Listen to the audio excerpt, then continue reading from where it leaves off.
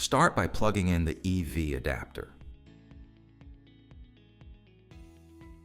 Connect the PE, N, and L1 test leads, then set the rotary switch to 13 amps.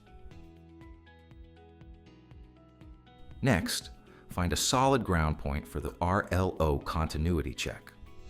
This is the 250 milliampere earth resistance test. Clip the red alligator clip to the chosen grounding point.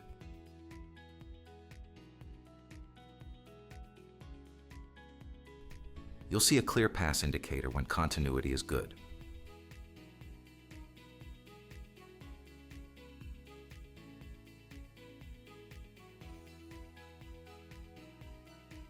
Now we run the insulation test on phase 1. This is a 3-phase charging station, but we measure between phase and earth here. The result should be greater than 0.5 mega oohms.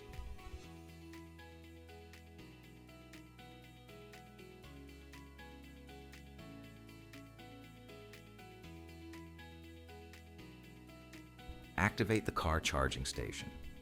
We do this by simulating vehicle charge mode with the Fluke FEV300, so the output turns on and we can run the RCD tests. This station has an RCD that trips on type AC and type A leakage currents.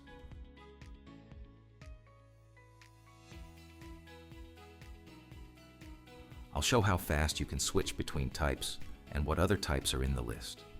You can use the touch screen or the rotary dial.